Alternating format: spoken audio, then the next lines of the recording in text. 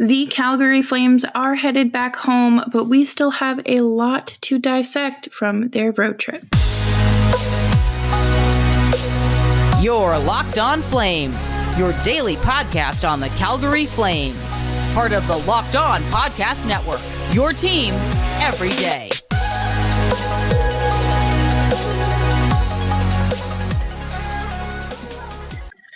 Hello, everybody, and welcome to today's episode of Locked On Flames. As always, I'm your host, Jess Belmosto, and today I am joined by my partner in crime, Nick Zeraris. Nick, how are you doing?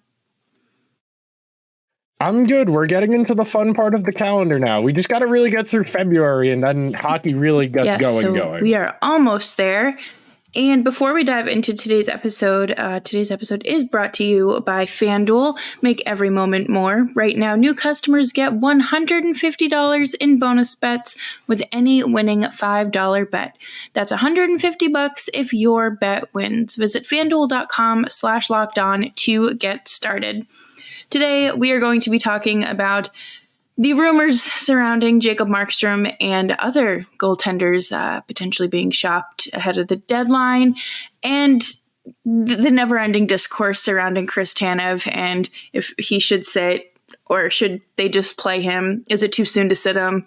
What risk versus reward sort of deal? And how this has all kind of kicked the Flames into overdrive, and what good motivation and coaching does to you. So make sure you're subscribed to Locked On Flames wherever you get your podcasts so you never miss an episode, Monday through Friday. Your team every day. Every time I see the Jacob Markstrom rumor, it doesn't feel like we're getting anything new or that we didn't know in the original report from Elliotte Friedman. So there are a lot of layers to this in particular. First of all, it's hard to trade a goalie to begin with, and that's kind of the genesis of this first segment. Is just, in general, it is hard to trade a goalie because it is really hard to get fair value for a goalie. There are a lot of teams who would rather just play out the rest of the season with their goalie on an expiring contract, which isn't even the case of Markstrom. Markstrom has a few more years of team control. But in general, it's really hard to make a trade for a goalie work. I mean, the last legitimate starter to get moved at the deadline was Ryan Miller, and that was 7-8 years ago. We're talking about where Ryan Miller went from Buffalo to St. Louis and the Blues lost in the first round anyway.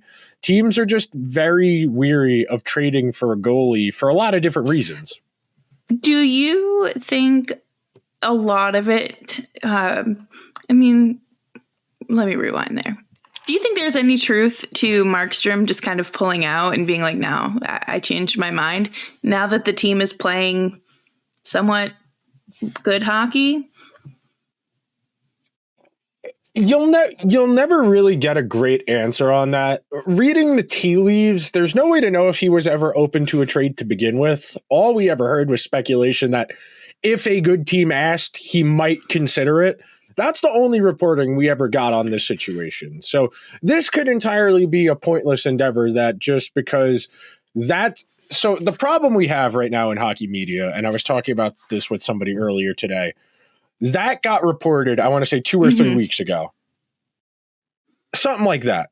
And then all of the people who are 1 or 2 degrees of separation from the newsbreakers, the Elliotte Friedmans of the world, the 1 or 2 degrees removed, who write for websites, who have podcasts, they are going to continue to say, well, he could be available. Well, if he could be available, what teams need a goalie? And that's how you get this never-ending trickle of information where allegedly there was maybe a conversation with the Devils about trying to make something work. But being that we don't have anybody who has a good track record of reporting information willing to say on the record, this is what happened, this is why it didn't happen, all we can assume is that it didn't happen. We cannot assume that something happened just because somebody a few degrees of separation away from the news is making an inference. That's ultimately a lot of this, is people looking at the publicly available information we all have and trying to infer what's going on as opposed to actually knowing what's going on. Yeah, unfortunately, there aren't Easter eggs here. This isn't something you can just kind of piece together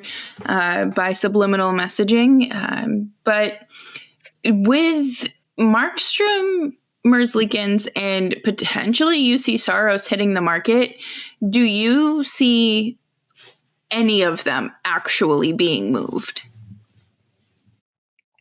Merzlikins is the only one I think has a good chance of being moved. Like we just discussed, Markstrom, we still don't know if he's actually open to being moved. And if he's not open to being moved, there's no conversation to be had. Saros, we have heard everything I have heard reporting wise and read was that if anything, Nashville was going to be more inclined to trade Askarov, their AHL goalie, than UC Saros because they don't want to have to throw a young goalie into the fire right away. And they would rather keep rolling with Saros, who has been having an okay season. Definitely not what he's used to. But I don't think any of them, of those three, I think Merzlikins is the most likely to get moved because he'd probably cost the least. He's on a team that has incentive to move him. He has voiced his displeasure with the situation he's currently in. And frankly, it would make sense for Columbus, a team that is mired in a extensive multi-year rebuild, to just get more assets to throw into the pot and see what happens eventually. I don't think Markstrom is going to get traded, barring something changing. And Saros, everything Nashville has done since Trotz took over as the GM and president of Hockey Ops would lead you to believe they don't want to phone it in, which trading Saros would be phoning it in. Yeah, I mean, I struggle with the idea of moving your true number one goaltender at this point in the season. I think that, like you said, Merzlikins is probably the most likely one, but we don't get a true value of what this goaltender is worth because I feel like we'll use Markstrom, for example. His performance this season has been fantastic. Vezina candidate worthy. But then you look at last year's performance and think, do not bring that to my team. But the year before that, good. It's not even just that. It's not just that goaltending in general is volatile year over year, where it's like going on a roller coaster. It's also the fact that goaltending is so environmentally dependent. So, like, for example, Markstrom is having a really strong season on a mediocre team, which would lead you to believe if you were to put him on a good team, it would be easier for him to play well because he would be asked to do less. That's not necessarily true.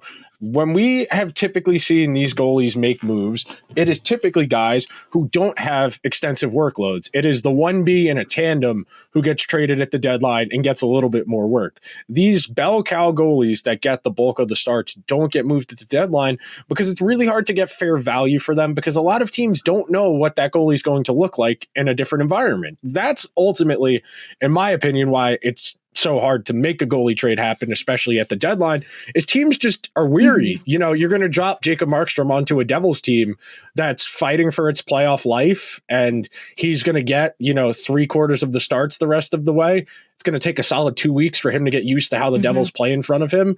It's a lot to ask of a goalie to go into a new environment, especially a team like that, they're not in a playoff spot right now. It's not like the Hurricanes, who they are clearly in a playoff spot, but they need to improve their goaltending.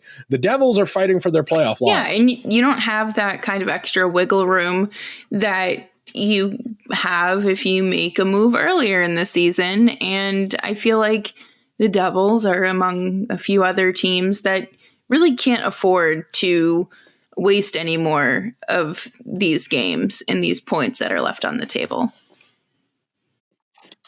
No, definitely not. And again, it's what makes trading at the deadline difficult. It's why historically we've seen the teams that win the Stanley Cup are adding role players, not big players, just because the acclimation process takes time. It is really difficult to get dropped in an entirely new environment after the previous 5 months being one specific way. Yes. And coming up next, we are going to talk all about Chris Tanev and the discourse surrounding playing him versus sitting him and his frequent trips to the locker room during the game. But before we do that, we are going to take a quick break.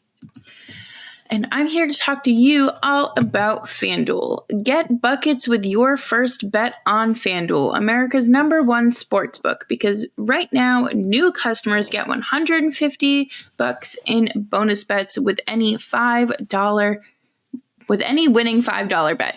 That's $150 if your bet wins.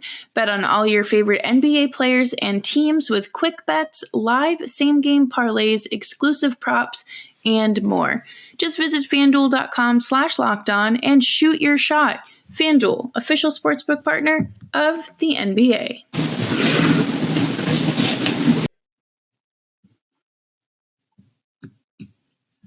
Thank you, everyone, for tuning into today's episode of Locked On Flames. Make sure you're subscribed so you can hang out with us on a daily basis. It's a good time of year to just consume all of the content.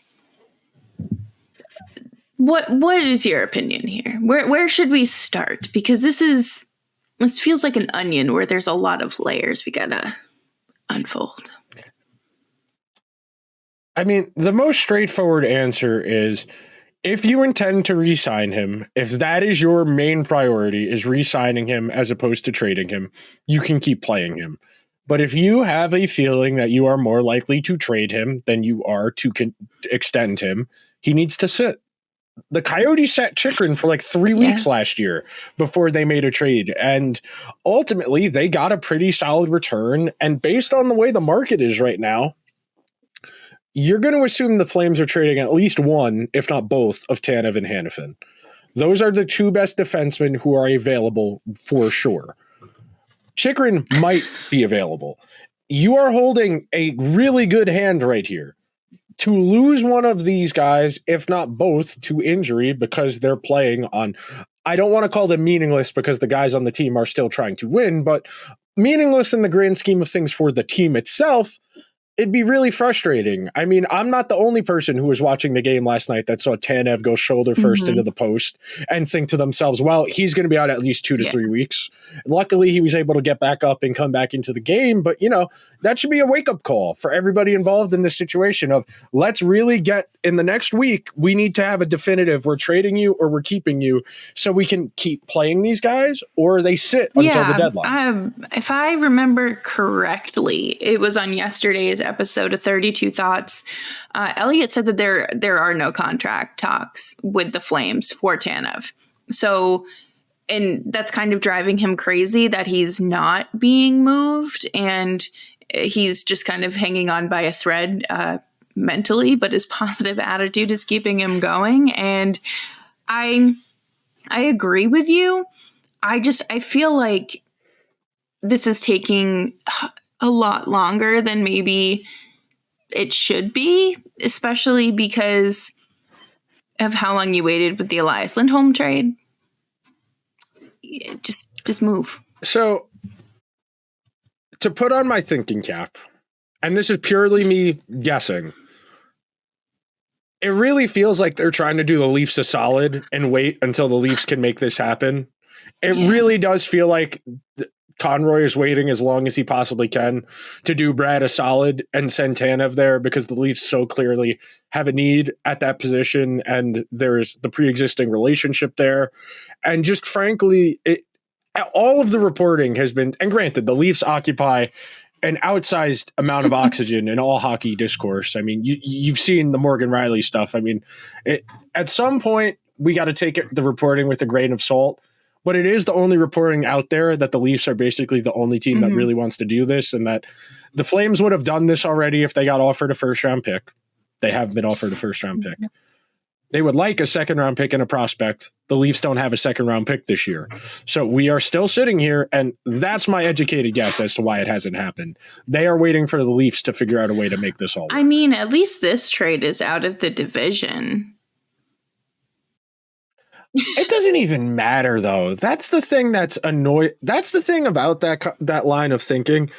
Okay, even if you trade Chris Tanev in your division, he's 32 years old. He's going to play, another 2 or 3 seasons at a reasonably high level. You probably aren't a playoff team this year or next year or the year after that. So what are we arguing about here? It's the same reason I didn't have an issue with trading the guys to Vancouver. The Flames aren't in the same weight class as Vancouver. It's not like these are two playoff teams trading with each other where, oh, that guy's going to come back and we're going to rue that we traded him. These are useful players that are going to be role players on other teams. maybe we come up against them down the road, but the Flames and Leafs don't have to worry about it right now. That's not a concern for the Flames right now, what's going on with the Leafs. I know that's the hockey joke. How does this affect the Leafs? But it doesn't matter. It doesn't matter how it affects the Leafs for the Flames. It doesn't. And I don't know. I feel like, we've heard Dallas and Colorado kind of thrown in there as well, but I don't know why no one is applying more pressure for how badly they supposedly need and want this guy. And Chris Tanev is a great defenseman. Like, there is no denying that. But what happens when a puck goes a little too hard off the ankle or your face again and you're out? Especially because we know that's part of Tanev's game. He's a physical player. He treats his body like a crash test dummy. He plays with a reckless abandon. At some point, it would behoove the Flames to sit him down and say, we are going to trade you. You're going to have to sit while we facilitate that, but we want to get you somewhere where you can play meaningful hockey. We can get a decent return that's going to help the team. And if during the summer we want to revisit this, we can potentially revisit this. But for now, we need to do what's right for the organization, which is to maximize your value. Do you think they should maybe sit Hanifin, even though they play two entirely different styles, until they give him an answer? I would be sitting anybody. I would be sitting both of them. Granted, this is how, this is taking your fan hat off because that's not the way these hockey people think.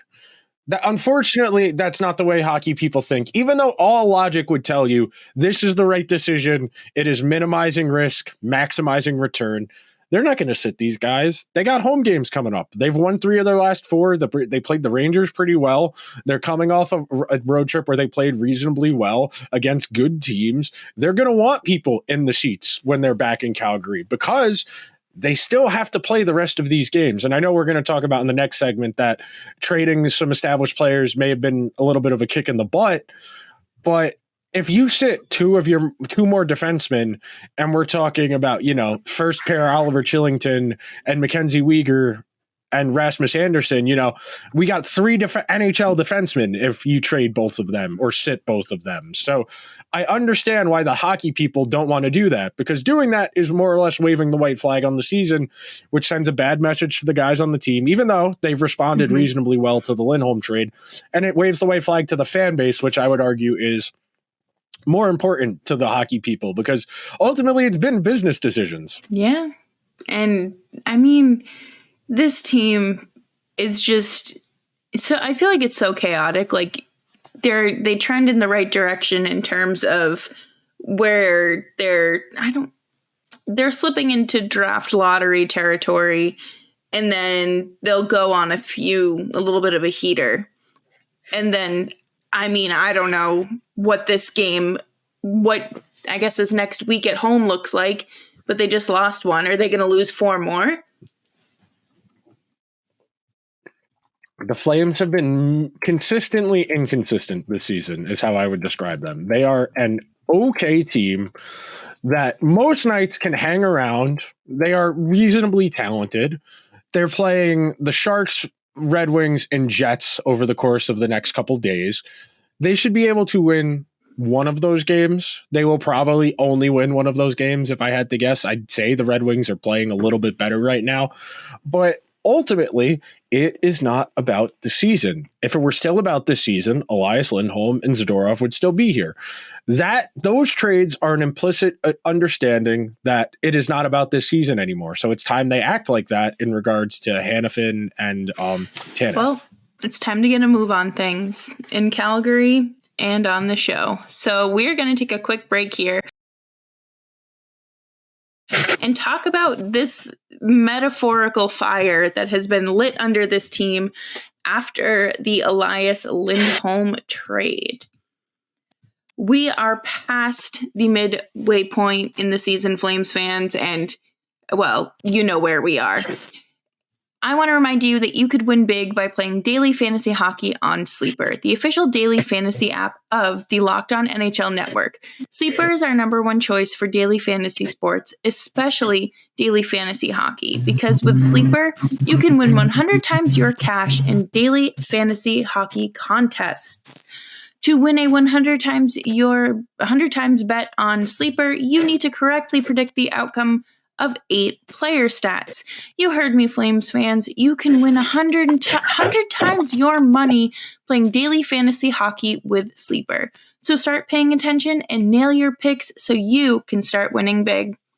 Use promo code LOCKEDONNHL and you'll get up to a $100 match on your first deposit. Terms and conditions apply. That's code LOCKEDONNHL. See Sleeper's terms of use for details and locational availability. Thanks for hanging out with us on today's episode of Locked On Flames. You can subscribe to us wherever you get your podcasts and follow us on Twitter at Just Belmosto and at Nick Zararis. This very much feels like a situation where, like, your mom and dad sit you down after getting, like, a few bad grades. And they're like, you want your Xbox taken away? You better come home with a 90 on the next science test. And they did it. This is the epitome of nobody believes in you. That is the single most empowering thing you can do to a professional athlete who's been, generally speaking, if you are in the NHL, you have been the best hockey player on your team your entire life. Generally speaking, you have been one of, if not the single best hockey player on every team you've ever played on, probably till the age you were 18 or 19, and then you started getting involved in the national development programs and that type of thing, where you're going to be playing with players that are better than you. But these are people who have been really good at stuff their entire life.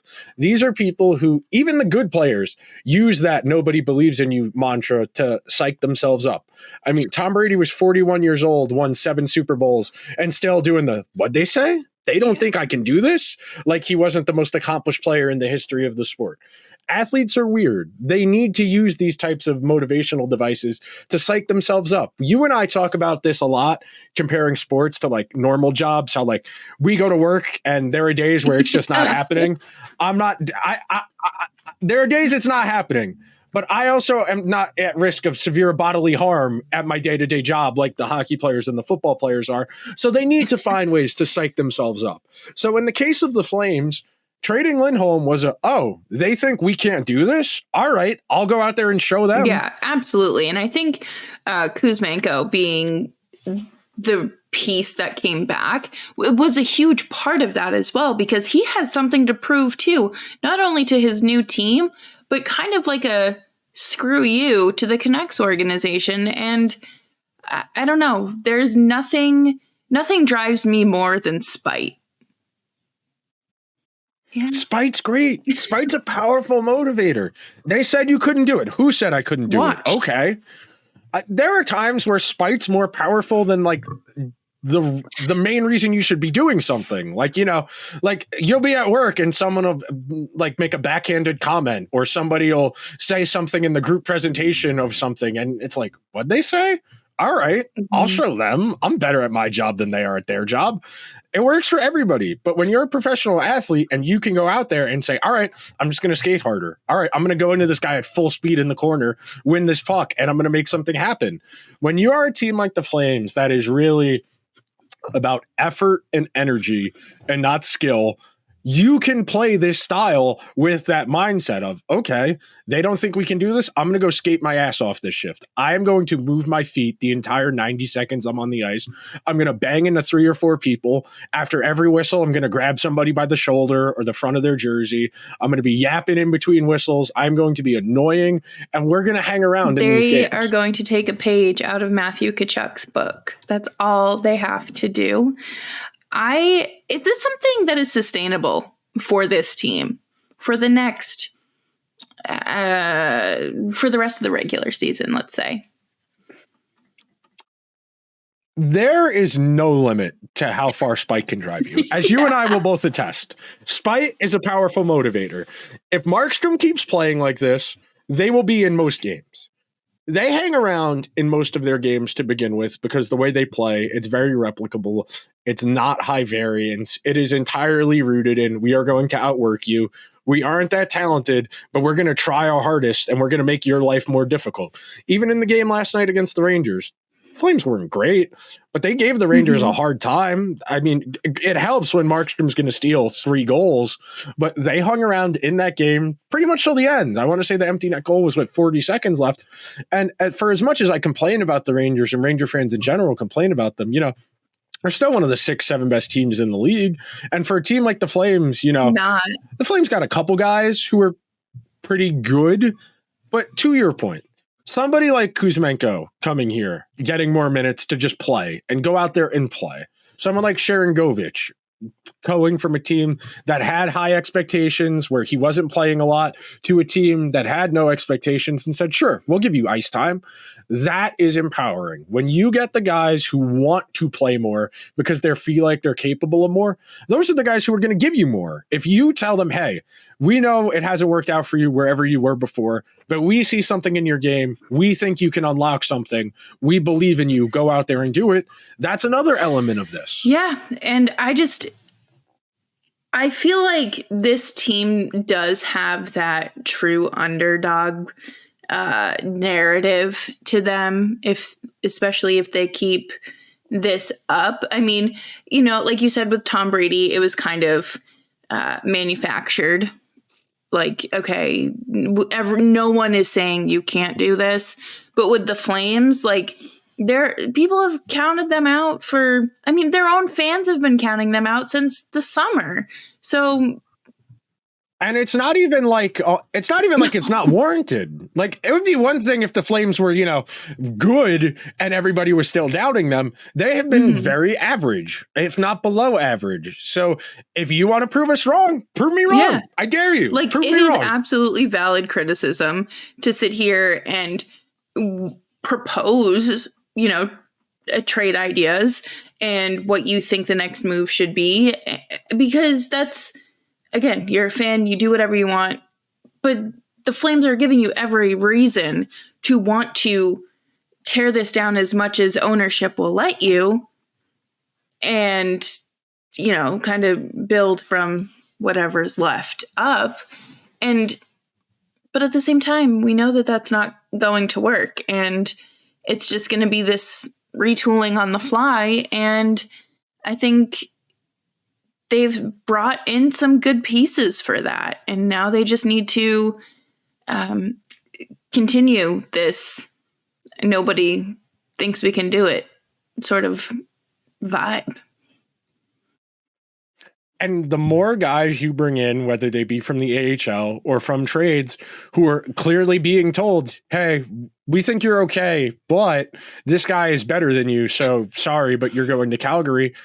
Bring on more misfits. Please, bring on more guys who have something to prove and want to be here. We talk about it in the context of these young guys who need to crack the lineup, earn ice time, and prove themselves as NHLers. It's the same thing for guys like Kuzmenko and Sharangovich, who are NHL players, but clearly think they're better than the situations they're in. And I would say Sharangovich has made the most of this season so far. I don't want to say he's overperforming, but I definitely don't think he's meeting expectations of kind of where at least you projected him because you were more familiar with his game.